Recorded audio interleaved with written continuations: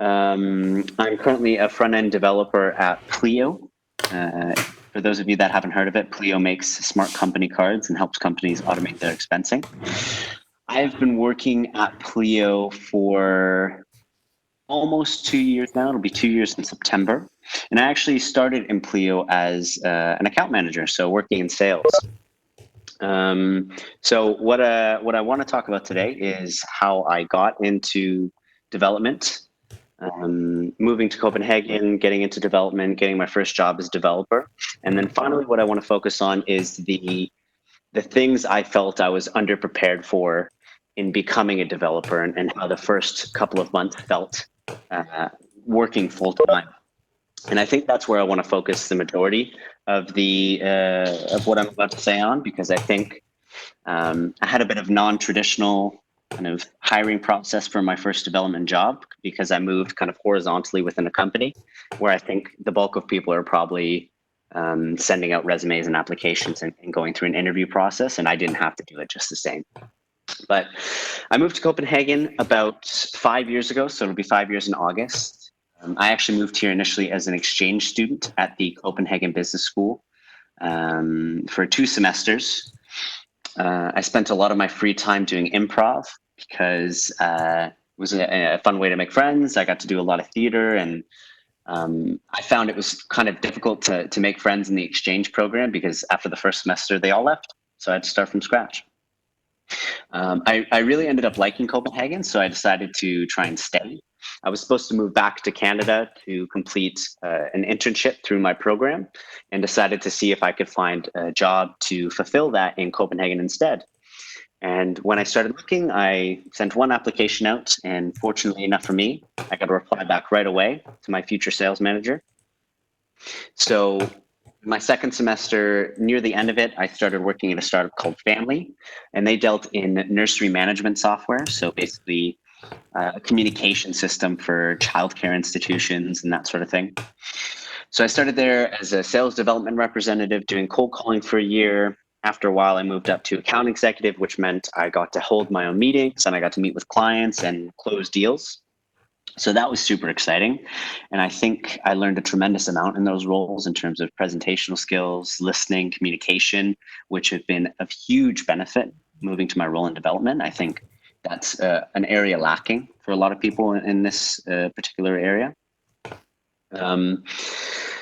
At Family, we were actually a beta customer of Pleo. So I've known about Pleo for a while, and we'd used it there, although I had never actually gotten a Pleo card. I also had a lot of friends at Pleo already. So eventually I decided to make the jump over. Well, it's not like I decided. I interviewed there and spoke with their sales team, and it worked out really well. And I finally got my hands on a Pleo card, and I started there in September of 2018. Before I actually joined Pleo, though, I had already decided that on the side I wanted to teach myself how to code. And the reason I did that is because I started getting bored with improv, and I was also a bit bored at work, which is why I started looking for other opportunities. And there was something fascinating about the developers, because there's this level of freedom that you get working in development where you kind of get to decide how productive you're going to be, which I really value and appreciate. So I started reading things on Medium, trying to figure out what to do, how to find a new hobby. And I came across the Free Code Camp blog, which led me to finding their website. And then I just kind of started doing an online course, doing their online program. And I went all in on that. And I just kind of abandoned my social life completely for many, many months and pursued that.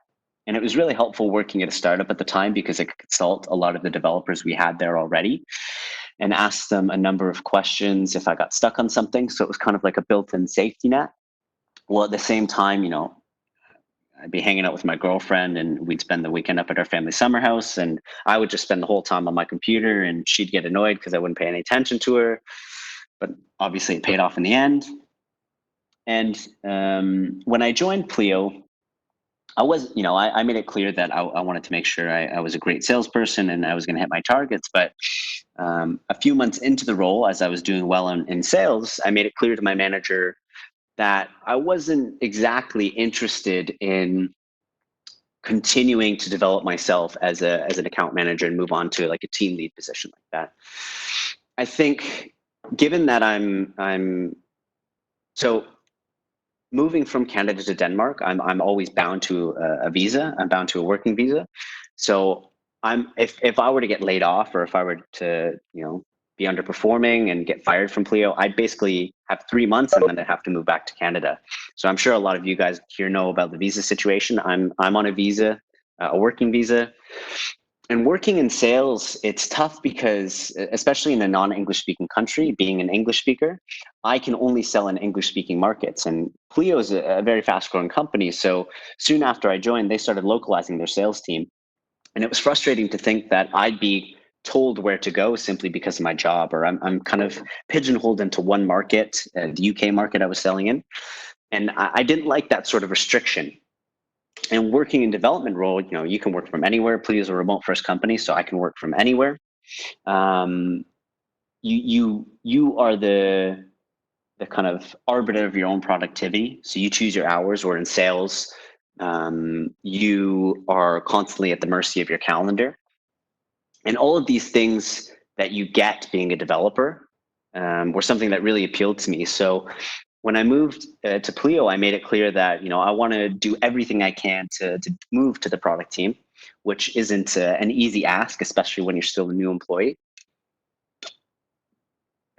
But fortunately, my manager at the time, and the directors at Pleo were fairly supportive, and we kind of set a roadmap.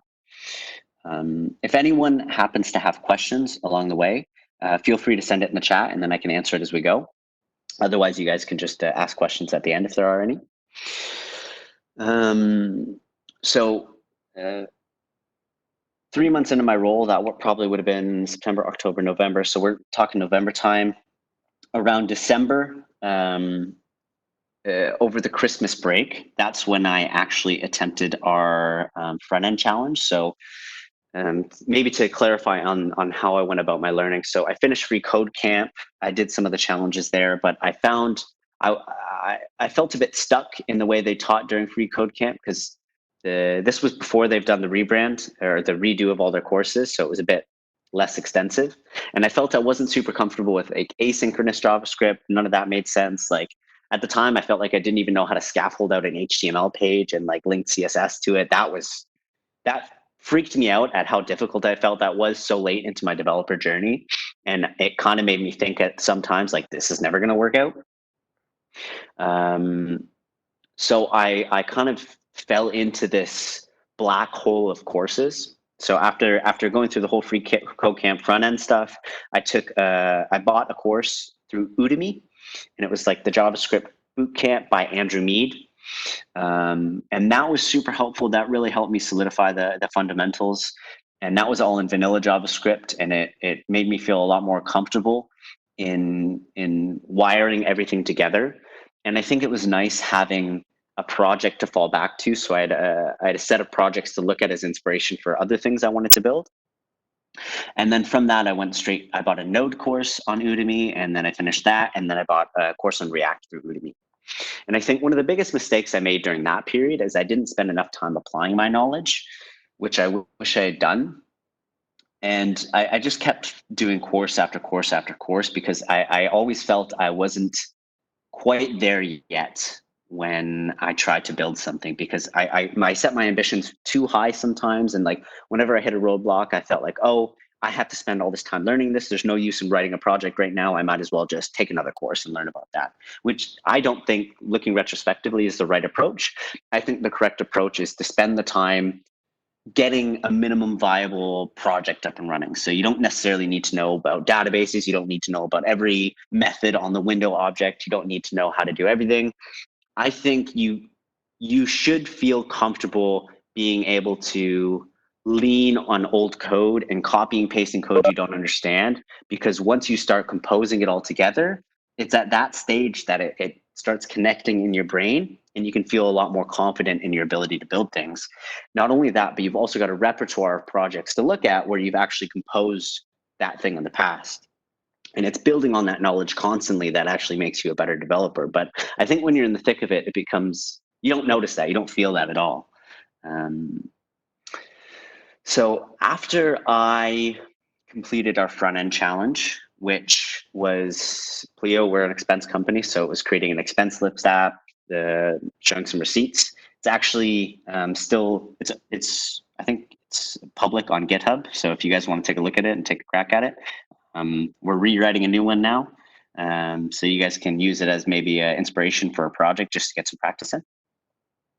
But I was fortunate because the course I did at the time, we created something called Expensify, which was very similar to the front end project. So I was actually able to rip off a lot of code from that and reuse it in my project, which was a great point to, which really helped in creating a solid enough present submission for the challenge, so that I could start having a serious conversation about what it would look like to transition. So one of their front-end developers gave me really good feedback, and he and I started working together, and he started kind of mentoring me on the side. And that mentorship was basically, we had a block in our calendar every week where I would have some sort of project I was working on. And this was actually great for me because it made me far more accountable at working on projects, because it was up to me to have something to bring to our talks every time. So I had a list of questions to go through, because I don't think it's fair to expect the mentor to come with those things to focus on. I think it's up to you as the mentee to spend that time figuring out, okay, what am I really struggling with right now? And that's how you can get a lot of value out of having a mentor-mentee relationship.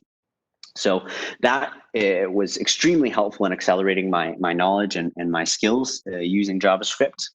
And then, so one of the things I really got lucky with was one of our teams at Pleo, our internal tools team, had a big backlog of tickets that weren't super urgent, small UI bugs, and that gave me the opportunity where, once I got to a point, 3 or 4 months after I did the front end challenge, where they felt comfortable having me work in production, I was basically given access to our GitHub organization, and I was working with the team lead of our internal tools team, and I started actually writing code in production. So it's a bit non-traditional how I kind of transitioned over. It was kind of gradual, because I essentially started doing 9 to 5 in sales and 5 to 9 in products. So I just stay late after work every day, because I had my my computer set up at work. That was really nice, and I can continue. I would just work every night on it and come in. I would come in on the weekends as well, because it was super nice, because the office was empty, so it was very quiet. And that went on for several months, and then eventually we all came to agreement, and I was officially able to move from sales to product. I think it would have been on August 1st of last year. So I haven't even been a developer for officially a developer for over a year. It'll be a year this August. But there was definitely a lot of things that were surprising to me, moving from my own personal projects and then finally getting my hands dirty with some real code. And I think from a more qualitative aspect, one of the things that I think is important to understand is everyone has a project or a goal that they're working on, especially when working at a proper job. And you're going to have a lot of questions. I had a ton of questions, and it was overwhelming at times. And sometimes I forgot to just spend some time trying to solve a problem myself before tapping someone on the shoulder. And by tapping that person on the shoulder, I'm disrupting their work, and they get annoyed with me, and they've got a million things to do. They don't always want to help me with my problem, although 9 times out of 10, everyone's super nice and they're going to help me with that problem. So I think the first piece of feedback I would give is be super mindful of everyone's time, but don't be afraid to ask questions. Spend a lot of time trying to figure out what problem you're really having. Try and exhaust all the answers you can find, and then come to a person with a really good question, but make sure to message them on Slack or something first. You can get this feedback asynchronously when they've got time to give you that feedback.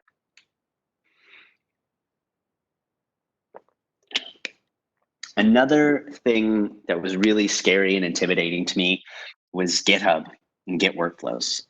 I think a number of you have went through Git 1 and Git 2, and that's hard. GitHub is really hard. Git is confusing and difficult. And I think I didn't really understand the value of branching until I was working with a team. Like, basically, you create branches every day, whenever you add a new feature, you're taking master branch, you're branching off it, creating a feature, and then creating a PR into it. And I think you don't actually realize they put a lot of there's a lot of things in place to making sure you don't mess up or you don't merge something that you're meant to merge. So at Pleo, we've got our master branch set up as a secure branch, which I didn't realize initially when I started, because I would always freak out, like, what if I accidentally push something to master? Like, but that's impossible. Most production environments that you're going to work in, the people are probably going to be smart enough to make sure that doesn't happen.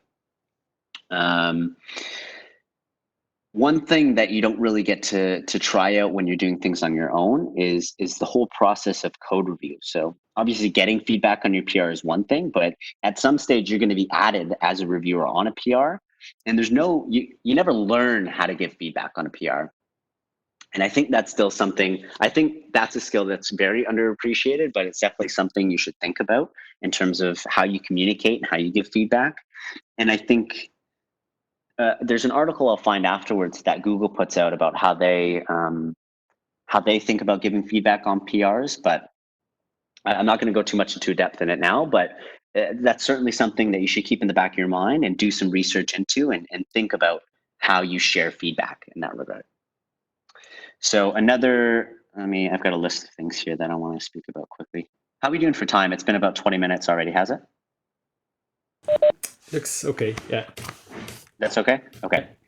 Let me try and find my notes. Give me 2 seconds here.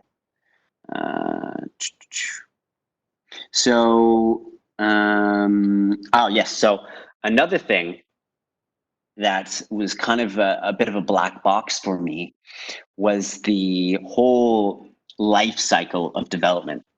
So when you're working on your own, like I virtually never deployed things. Like I learned, in one of my workshops or one of my tutorials that I took early on, I learned how to use Heroku, and that was cool. And I learned how to use Netlify, and that's pretty easy because you can just deploy things via GitHub, like when you push to master. So there's a lot of really easy tools out there, but 9 times out of 10, when you're just working on a little side project, you just run, localhost 3000, have a dev server on your computer, and you don't think about the whole, life cycle of development. And when you're working in production, especially at a company like Pleo, when you're dealing with a financial services app, they've got a pretty rock solid flow from getting the code from your computer, branching it, and then making sure it's all tested before it goes into GitHub. So the project I actually started working on when I first moved from sales to development is I actually got put on our internal tools team, and I was working on moving our back office tool, which is the tool that our compliance team uses and our support team uses for helping customers. It's like a super admin tool. And that's baked into our current web app. So that would be baked into app.pleo.io, and it's at some special route that only admins can access. But that's not something our customers would ever use, so it doesn't make sense. So my whole project was moving that out into its own repo, backoffice.pleo.io. And that was huge. So in that project, not only did I have to start a repo from scratch, start a completely new project, I had to set up the development pipeline. So the whole, it's called continuous integration and continuous deployment. I had to basically do all of that from scratch, and then also set up the infrastructure where it lives. So if I don't think that's something you should really spend a lot of time doing. Like most companies are going to use something, like if you're, well, I say most companies, but like if you're at a startup that has, high ambitions for growth, they're probably going to have a very scalable infrastructure, and they're going to use everything on Amazon Web Services, which is a horrendously complicated platform. I don't think it's necessary to learn that stuff before you get into it. So I wouldn't stress about that too much. However, what I think I would do is spend more time understanding the development lifecycle and understanding what it looks like to have an automated deployment for a project you're working on. And if you wanted to go above and beyond, I would actually start looking at using something like GitHub Actions. So GitHub Actions is built into GitHub, and it's actually, I'm going to share am I able to share my screen? Let's see if I can. Oh, I can't, nice. Let's share Chrome. Hold on 1 second. Just gonna open the right one here. I'm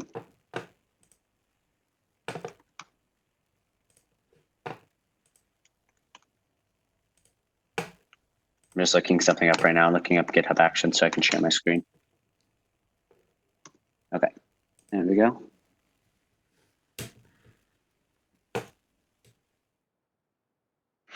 So GitHub Actions is also fairly complicated. To be honest, I don't think you should learn this as well, but I think you should spend some time looking into continuous integration and continuous deployment, because the one thing I was actually surprised about is how many things happen before your code is actually able to merge. So let me see if I can find share an example here that doesn't show anything I shouldn't show from Pleo, but I think it should be fine, to be honest. I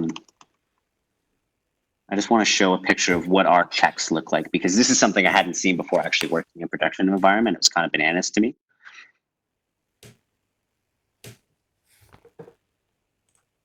Okay, yeah. So this is, let me share my screen here.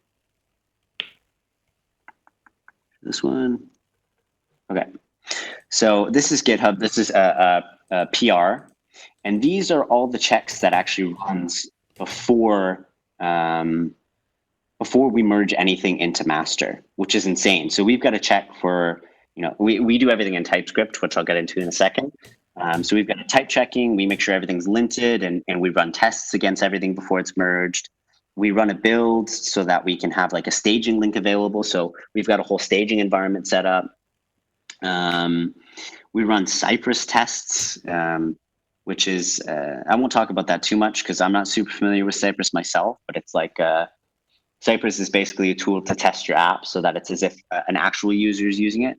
It's really cool stuff. And then you've even got stuff for checking against security vulnerabilities. So there's a ton of stuff in there, and you don't have to be an expert at all of it, but I think it would be incredibly helpful being familiar with what goes on in that regard. I think, there's my list again here. So I think maybe two more things I want to touch on that that would have been super helpful in moving from my own projects to an actual production environment is being more comfortable with TypeScript. So I was actually at a conference last week. I was supposed to be in React Europe, which is in Paris, which was going to be really cool, but I was stuck in Copenhagen, but we still did workshops and stuff. And we were all chatting, and someone sent out a survey because the workshop they had written it all in TypeScript, because a lot of people are writing TypeScript nowadays, but some people aren't always comfortable with TypeScript. So we did a survey and we're like, how many people are actually writing their projects in TypeScript? And it was like 75% of people are doing their projects like at work in TypeScript now. So I think it's going to be very uncommon. Certainly you'll find a job writing JavaScript and React in JavaScript, but I think honestly most people are doing their code in TypeScript nowadays. So trying to get a job with no TypeScript experience isn't impossible, but you'll certainly look like a much better candidate if you know that. And I got lucky in the sense that I had this period leading up to moving from sales to product where I got to work at my own pace, working in production code. And I really got to burn my fingers and kind of have a trial by fire using TypeScript before I worked into production environment. But it's confusing stuff. TypeScript's confusing. There's a lot of weird errors. It's completely different syntax. But I think once you get more familiar with it and you get you get a sense of how things are supposed to look in TypeScript, then you'll be able to write stronger code, which is going to help you write a better front-end challenge for whatever you might be applying for, or back-end challenge for that matter. And you're going to look like a much better candidate. So I'm going to put a little plug for myself right here. Actually, I'm actually working on a TypeScript workshop for everyone at Hack Your Future. I'll share a link to it afterwards. I've got a little survey if you're interested in that sort of thing that you can fill out. But it's definitely a skill worth investing in. The last thing I want to touch on is testing. So I know there's been a lot of talk in the mentors about whether or not to include testing in the Hack Your Future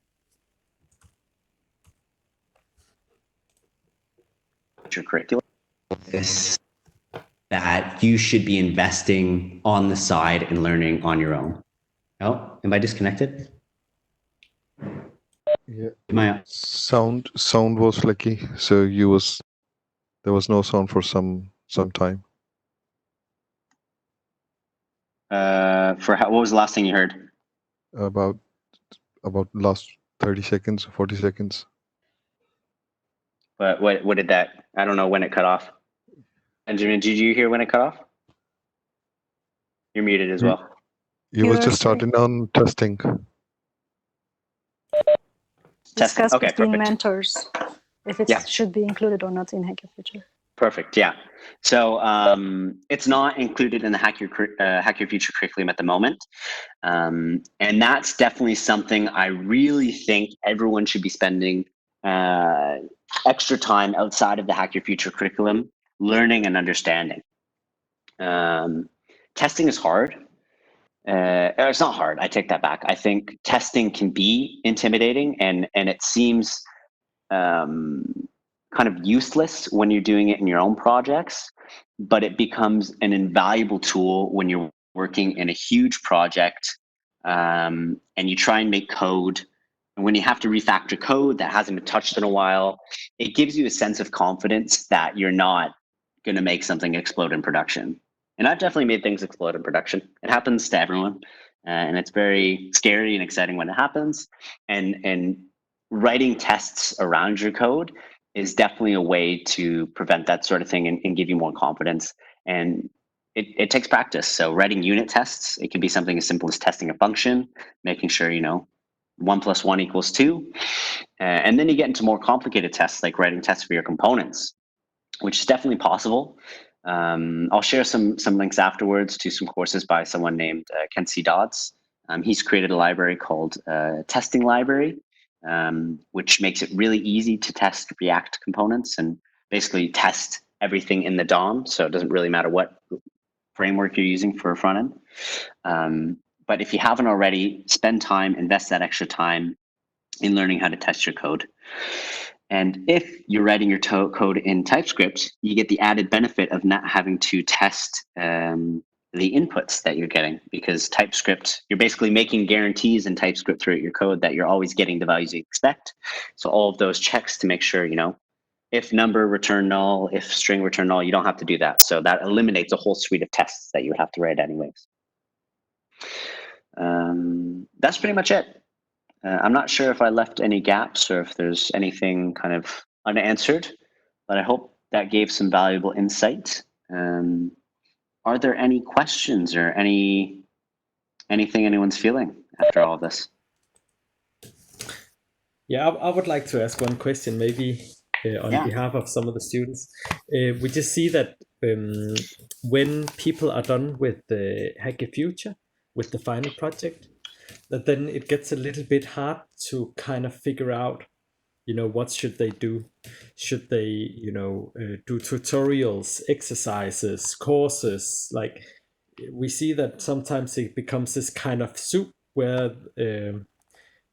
some alumni will just be doing tutorials and exercises and tutorials and exercises. Like, how did you kind of get out of that, and how did you get from that gap between like these courses, tutorial exercises, and then kind of getting into like a proper job, like real world code, like those kind of things? How did you make that transition, and how did you find the motivation to do that, maybe also? Yeah. So that's something I still struggle with. I think it's something everyone struggles with. And there's so many new technologies and there's so many things that you're never going to be an expert in, but you want to be an expert in. And it's a constant black hole of that. When I started working with one of our developers at Pleo, that made me more accountable for working on projects. And I know not everyone is going to have the luxury of having a mentor. And I think there's a lot of discipline involved in making sure you remain accountable for projects that you're working on. And I've actually started doing something recently because I think it's easy to get comfortable with what you know. even after you become a developer and you get a job, you reach a point where you're like, okay, I'm comfortable. I know how to ship code in the environment I work in. I know how to use the framework I'm working in. So this is a problem that never goes away. And one way I've opted to solve that now is I actually have a board for myself. I use a Kanban board. I can share it here actually. So I use Notion a lot to organize myself. Let me see if I can open it up. So I've got this board. Let me share that here. So I use Notion, which is a tool that does everything. If you haven't heard of it, it makes notes and stuff like that. So I can create a Kanban board in here. And this has been really helpful in keeping myself organized and accountable because I have so many ideas for projects and so many things that I want to try out. I can't do them all. So what I do is I've got a not started, in progress, completed. So when I get an idea, I throw it here. I'll create a card right away. Like write a story about dogs. And this isn't exclusive to coding for me. Like I put a lot of personal stuff in here too. Like if I want to watch, a certain thing that I haven't gotten around to or something like that. So I use this board, and this way I can constantly go back to that. And I've got right now I'm trying to figure out a tool so that I can save blog posts more easily. I'm testing an app called Pocket because that's something I want to do. I'm also creating a TypeScript workshop. So I put that in progress. And I constantly come back to this board as I add new things that I want to do. And I constantly move things along. And this is one way I keep myself accountable. I actually even have a rejected thing here because sometimes I'll have an idea for something. And then 2 weeks later, I'll be like, you know what? I don't want to work on that. That sucks. It's shit. This is a stupid idea. So then I reject it. And this way it really helps me just puts things in perspective because sometimes it just feels like there's so many things out there to do and there's so many things you want to learn. And I find it easier to start one thing and just finish it. And then when I'm done, I can just move it. Oh my gosh. I can just move it from here to here and be done with it. And suddenly if you start 50 projects and you never finish anything, then you've got a point of reference to be like, wow, I've got 50 things in progress. Maybe I should reject half of them and actually complete something. You can even look at my GitHub right now. How do I stop sharing? Oh, there we go.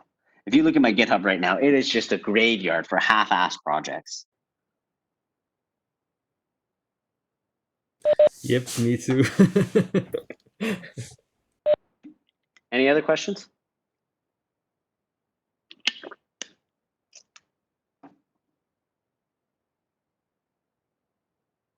Maybe I've been talking too much. Everyone's sick of hearing my voice. They all fell asleep.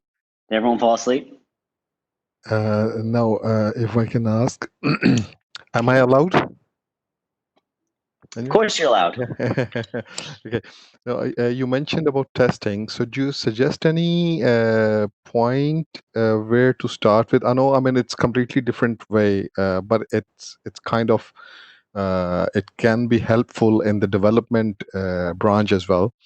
But if you can elaborate a little more on how to start with the testing, and of course there are many different ways, different types of testing as well, automated testing and all that. And is there any kind of guidance into that so that maybe we can get some? It's probably, I think it's a little bit easier to get into the field through this site, I guess. Yeah, definitely. I think in most places you're certainly going to be expected to write tests for your code. Otherwise, they're not going to let you merge it. I started learning testing because the course that I took, the first course I took in Udemy, testing was part of it. That was part of the course. So that's how I learned. There's a number of frameworks and libraries to use out there. I think, let me share my screen again. Let's go to Chrome. We're going to go to Jest. So if you're using React and JavaScript, you're probably going to use something called Jest. If you don't know anything about testing and you simply go in here and you start reading in the docs, you're going to be overwhelmed. I think it kind of eases you into it, but there's so many different things, mocking and all this async stuff and snapshot testing and all that. It's too much. If you start here, you're going to get overwhelmed. I don't know any resources off the top of my head that I can recommend that would be a good starting point. I would go and find your kind of learning platform of choice and seeing if they have. I know I just said don't go in a course tunnel and build your own projects, but I think this is a good example of something where you could really level up by taking a course and then have something to reference back to. So try and find a course, try and find a tutorial that introduces you to testing, and start simple. Just get comfortable testing basic functions. Like we can see they've got an example here where it's just like a sum function. We want to test that given A and B, it returns A plus B. So and this is basically how the tests look.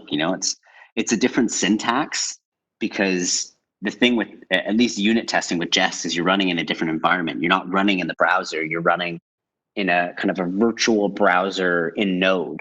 So it doesn't always work the way you'd expect, and there's a lot of magic behind it. And I think you could benefit from finding a course, having someone explain the magic, and then just trying to write tests. And then just start testing everything. Make it a rule for yourself that you have to test all of your code. There's no silver bullet. The thing I was talking about before for component testing, if you're into React, is a testing library.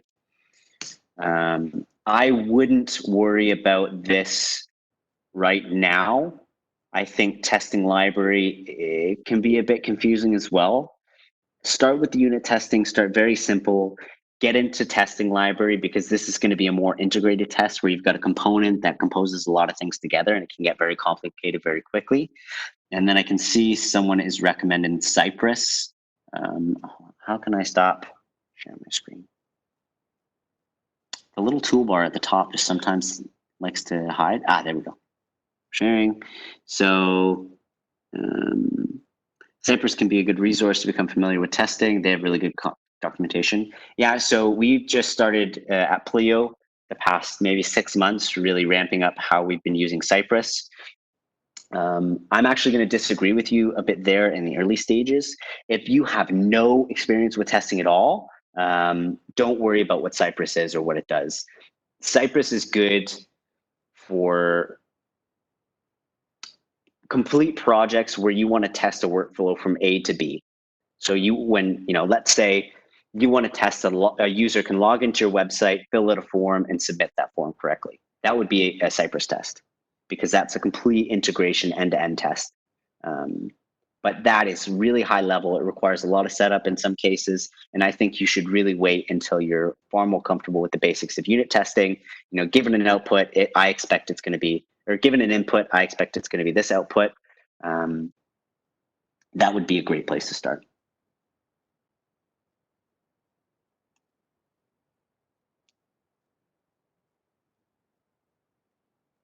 You're welcome. I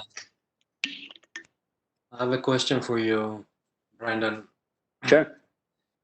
First, I want to thank you for sharing your experience with us. And it's just my question is that you mentioned that you got a job in a company that you're already working at. So it was the transition was not that hard. I'm not saying that hard. You work for it, but you got it. But do you think that it's easy for you by getting the education from Free Code Academy and Udemy? But do you think that it's easy to compete out there if you are applying to a different company? And do you think you are confident enough to get through all these processes? Yeah, that's a good point. I mean, I think the reason I was able to move horizontally within my company is because I was able to demonstrate the amount of work I was putting in, as well as the quality of the output I was able to generate and how fast I was able to learn. I think most places nowadays, at least in the web development field, are less interested in a traditional education. And I think ultimately the two biggest things that they're going to evaluate you on are how well you can, the quality of your code, which will usually be demonstrated by some sort of recruiting challenge. And then there's also the soft side of it. So the ability to show that you'd be a fit for company culture, that you're easy to communicate with, and you're easy to work with. So the reason it was easy for me to transition internally is because I'd already done the first thing. I'd already been through the interview process, which is, I think that's an extremely large part about whether or not to hire you. And I think most companies would be far more willing to hire someone that's slightly less skilled, that they have to teach a little bit more, if that person can demonstrate that they're really easy to work with, they're going to be nice to work with, they're great at communicating, and they're easy to teach and they learn well. And I think if you can demonstrate that you've spent a lot of time educating yourself and that you've got the motivation and ambition to spend that extra time to understand a difficult concept on your own, I think that speaks volumes compared to someone that comes from a traditional education that was taught in a classroom and has a certificate that dictates how smart they are. I think there's a lot of value in being able to show like, hey, yeah, I bought these courses off this platform and I went through them all. And look at the projects that I've created as a result of that. Like, it's pretty cool. So I think, I mean, I don't know, does that answer your question? Yeah, thank you. You're welcome.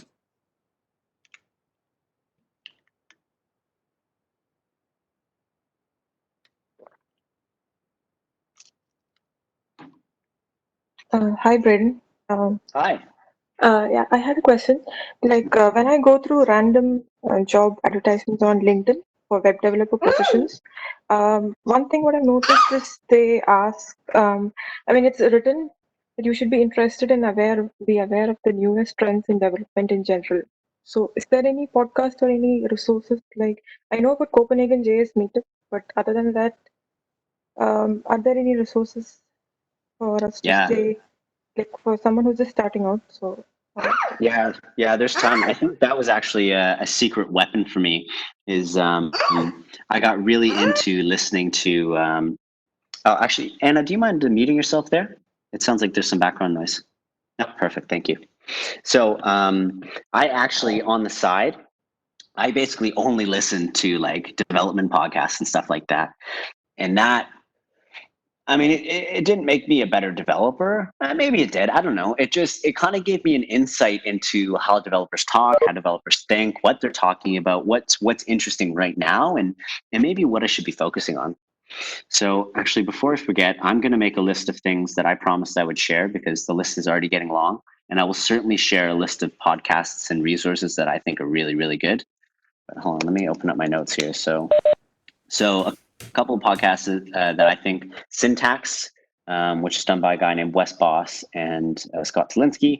That one's really good, and that one was super helpful, especially in the early days of my learning, because they kind of gear it more to JavaScript developers, sometimes in the early stages. So I've shared a couple episodes in Slack already, but I think that's great. There's React podcast. I just found another podcast the other day called CSS something or other. I'm just going to make some notes here before I forget. So what did I promise to share? I promised to share podcasts. I promised to share some resources on testing. And then I promised to share, I'll link you guys to the TypeScript thing, TypeScript workshop survey. Maybe also the points that you made in the talk. Oh, the points that I made. Yes. Ooh, that would be good. That would take some time to do. I can do that though. Recap what I spoke about. Okay, perfect. I can do that. If there's anything I forgot, then just let me know and then I can add it afterwards.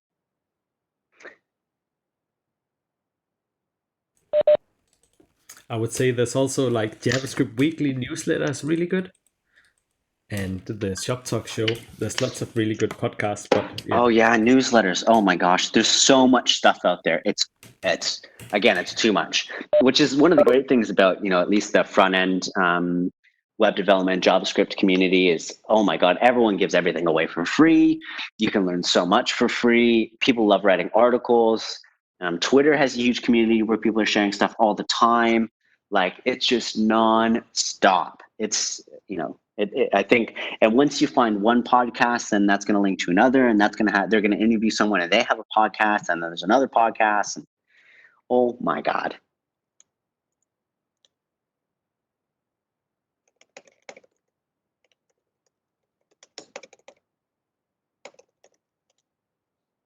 Any other questions?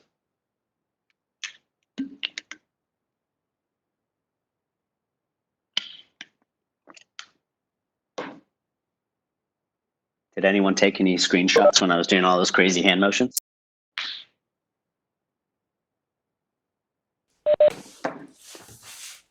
But yeah, I think that's it then, Braedon. But thank you so much for having this talk here. Everything is recorded, and I'll put that up on YouTube next week on the Hack Your Future Copenhagen YouTube channel. Cool. Yeah, that's really nice. But yeah, so thank you so much. No worries. Thanks everyone for coming by and listening to me ramble for an hour. Was it been an hour? Yikes! Sorry. That's okay. Enjoy your evening, everyone. Have a lovely Sunday.